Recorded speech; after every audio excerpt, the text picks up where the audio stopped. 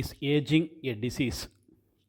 முதுமையை ஒரு வியாதியாக பட்டியலிட வேண்டும் என உலக சுகாதார அமைப்புக்கு சில ஆராய்ச்சியாளர்கள் விடுத்த கோரிக்கையை ஏற்று ICD-11 எனும் international classification of diseases 11th எடிஷனில் 2019 பட்டியலிட்டு 2022 முதல் அமுல்படுத்தப்பட்டுள்ளது.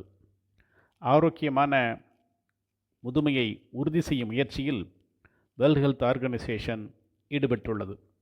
உலகம் முழுவதும் வாழ்நாள் அதிகரித்துள்ளதாலும் முதியோரின் எண்ணிக்கை நாளுக்கு நாள் உயர்ந்து வருவதாலும் அவர்களுக்கான திட்டமிடுதல் 21ஆம் நூற்றாண்டின் மிகப்பெரிய சவாலாக உள்ளது.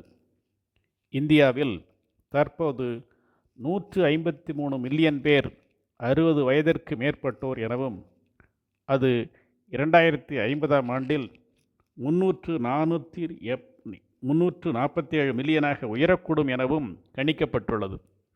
உயிர் வாழ்வதற்கும் இனப்பெருக்கத்திற்கும் தேவையான உடலியல் செயல்பாடுகளின் தொடர்பான சீரழிவு என முதுமையை வரையறுத்துள்ளனர்.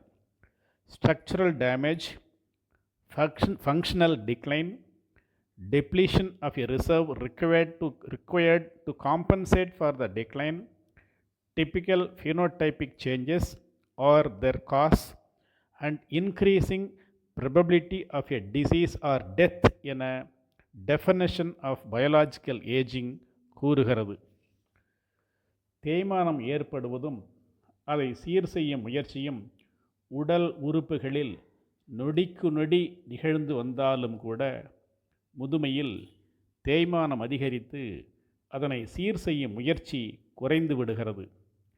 Genomic instability, telomere attrition, epigenetic alterations, loss of proteostasis, deregulated nutrient sensing, mitochondrial dysfunction, cellular senescence, stem cell exhaustion, altered intercellular communication, inflammaging and oxidative stress போன்றவை ஹால்மார்க்ஸ் ஆஃப் ஏஜிங் என வரையறுக்கப்பட்டுள்ளது.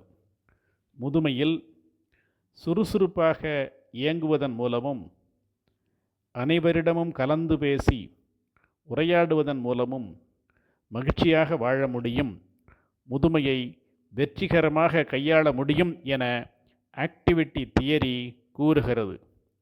முதுமையை வியாதியாக கருதுவதோ அல்லது இனிமையான பழுத்த அனுபவங்களை மற்றவரிடம் பகிர்ந்து சுறுசுறுப்பாகவும் மகிழ்ச்சியாகவும் முதுமையை எதிர்கொள்வதோ ஒவ்வொரு முதியோரின் மனமாற்றத்தால் மட்டுமே.